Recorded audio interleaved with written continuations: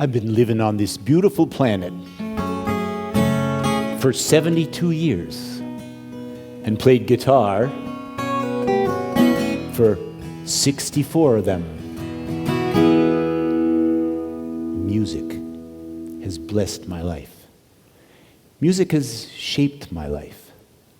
Through music, I've connected with thousands of students, all ages, and played for hundreds of thousands of listeners all over the world. But most important, through music, I continue to discover who I am. Listen deeply to these words from Martha Graham, the great American pioneer of modern dance. There is a vitality, a life force, a quickening that is translated through you into action. And since there is only one of you in all time, this expression is unique. If you block it, it will never exist through any other medium. It will be lost. The world will not have it. It isn't your business to determine how good it is or how it compares with other expressions. It is your business to keep it yours, clearly and directly, to keep the channel open. These words illuminate so clearly the twists and turns of my own musical journey, and I'm inviting you to travel with me through some of them in the secret hope that this will remind you of something that already deep down you already know, that each one of you has something absolutely unique to give to this world. Walk with me, age 4, on my trek up in the flowery hills of Berkeley, California, to my weekly piano lesson. Feel that sense of empowerment when I first learned to combine a right-hand melody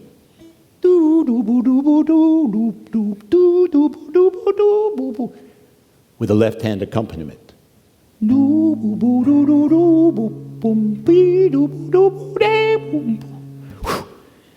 Can you feel that burst of 4-year-old brain cells as they make those millions of new connections? Early Christmas morning, 1958. Sneak with me into the living room before my parents are up. And there, leaning under the tree, a little red guitar. By breakfast, we have already learned the 2 chords that you can play with one finger. Let's see now.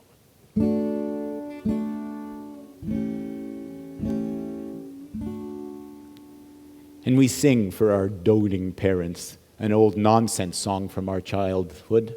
Oh, where have you been, Billy boy, Billy boy? Oh, where have you been, charming Billy? I have been to see my wife, she's the joy of my life. She's a young thing and cannot leave her mother. Travel with me, age 11, to a summer music camp in the woods of Upper Michigan, to saw away at the viola in an orchestra of hundreds. We have regular practice hours in these little cabins that look like outhouses. And secretly we smuggle in my banjo, because by now we've discovered my first true musical love, old-time country music.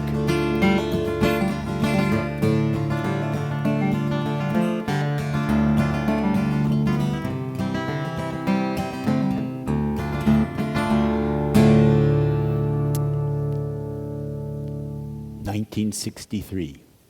Walk with me down the steps into the smoke-filled Club 47, the Harvard Square coffee house where Bob Dylan started out. Soak in the sounds of blues, bluegrass, jug band music, folk protest songs, and play them all with me and my high school buddies. Yeah.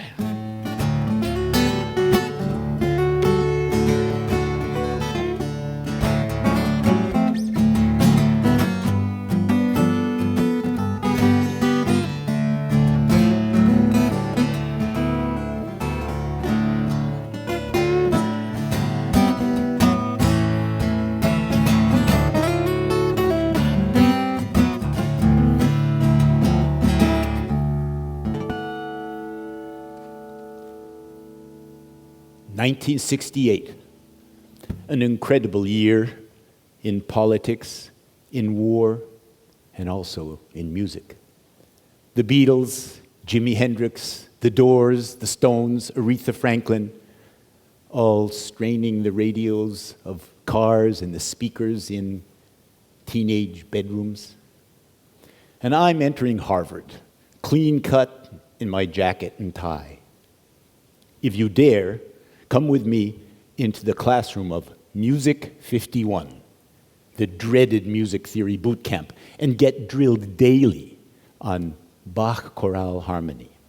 But then, walk with me back to my dorm room and work on the Portuguese words of a new song in my new musical love, Brazilian bossa nova. So danço samba, vai, vai, vai, vai, vai. So danço samba, vai. 1970, I dropped out of Harvard, though I prefer to say I flew away. My hair was out to here, and so was my music.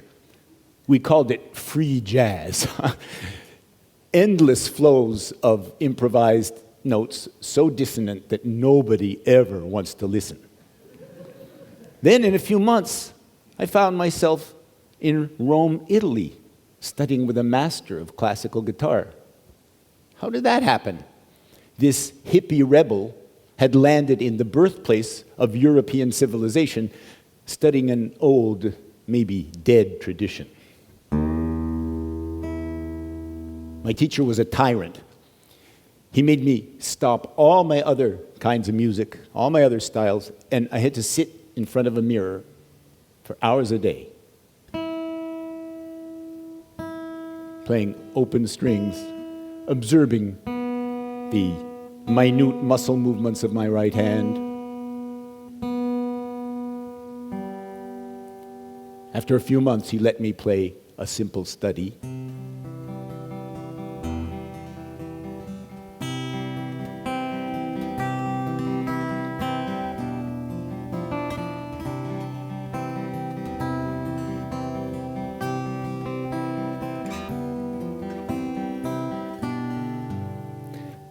And occasionally, he let me peek at the pinnacle of classical guitar, the music of Bach.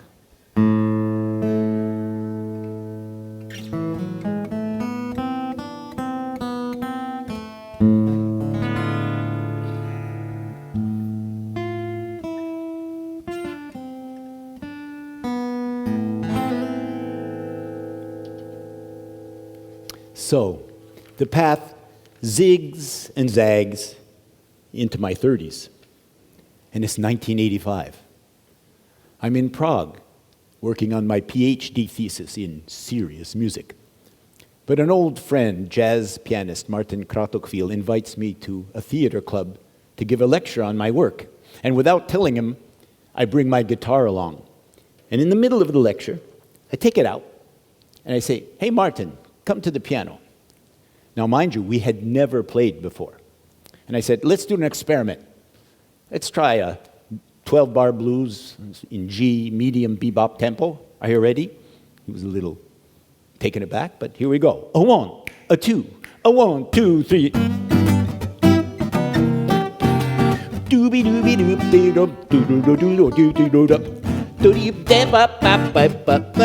And we were off. Love at first chord. We booked 8 concerts for the next month and then realized we had no repertoire in common. He was coming from the electrical world of jazz rock fusion, I from the acoustic world of folk and jazz and classical. So we made our own melodies and sounds that pulled our world together. I even had a special guitar made with an extra bass string to make my thumb our bass player.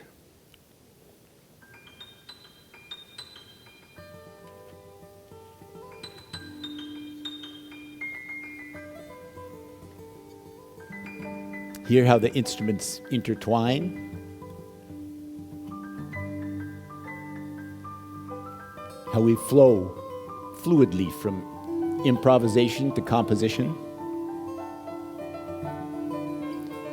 from soloing to accompanying.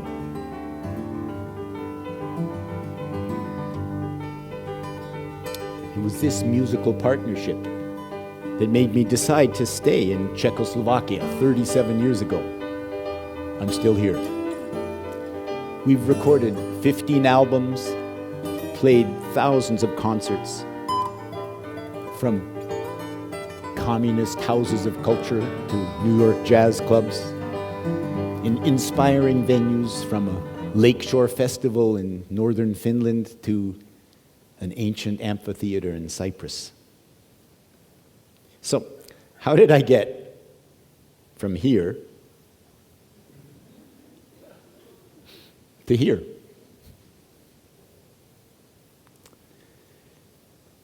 Psychologist Gabor Mate tells us that we humans have two basic needs: connection and authenticity. Connection.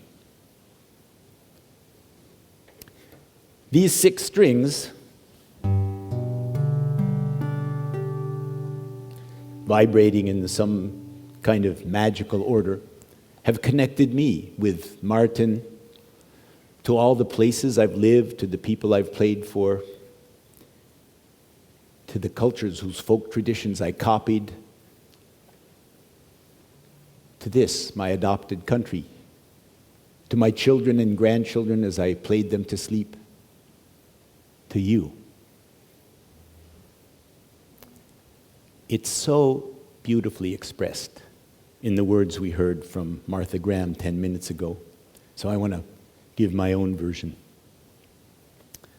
First, remember that everything you do, everything you create, it's not just you. It's coming from a greater source. And isn't it wonderful to be reminded there's only one of you in all time? And you owe the world to give it this unique expression. And don't be looking over your shoulder, comparing yourself with others.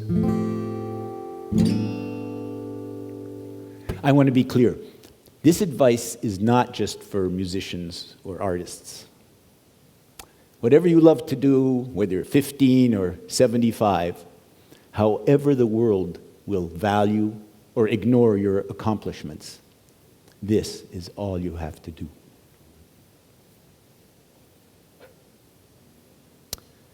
So, only I can do this.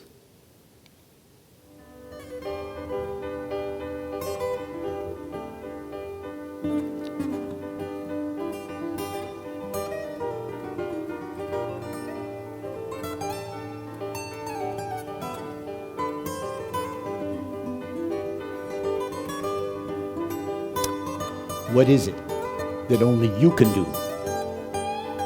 Keep it yours, clearly and directly.